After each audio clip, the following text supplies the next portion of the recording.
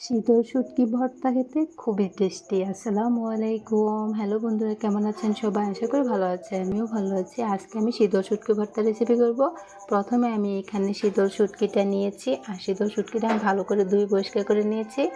আর নিয়েছি পেঁয়াজ কুচি, রসুন কুচি, আর হলো কাঁচামরিচ। এখন আমি সবগুলো উপকরণ ভালোভাবে ভেজে নিব। তেল দিয়ে নিব।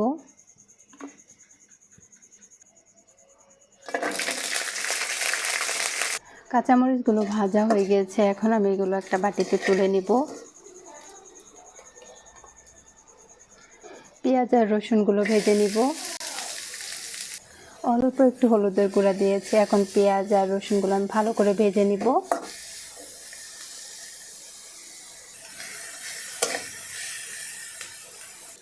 পেঁয়াজ আর রসুনগুলো ভাজা হয়ে গিয়েছে, এখন আমি এগুলো বাটিতে তুলে নিব। একটু তেল দিয়ে শীতল শুটকিটি ভালো করে ভেজে নিব।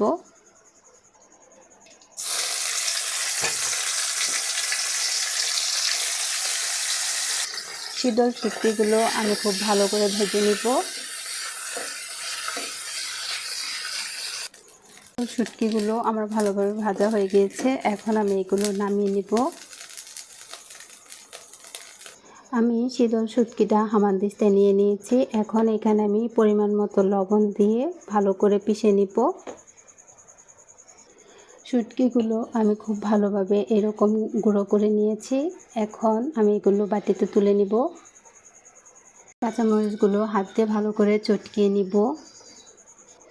এখন আমি এখানে শীতল শুটকির গুঁড়াটা দিয়ে দিব আর ভালো করে মেখে নিব। আর লবণটা আমি আগেই অ্যাড করেছিলাম, এখন আর লবণটা দিব না। বাটাবাটির ঝামেলা ছাড়াই শীতল শুটকি ভর্তার রেসিপিটা আজকে আপনাদের কেমন লাগলো অবশ্যই জানাবেন। আর আমার চ্যানেলটি সাবস্ক্রাইব করে আমার পাশে থাকবেন। আল্লাহ হাফেজ।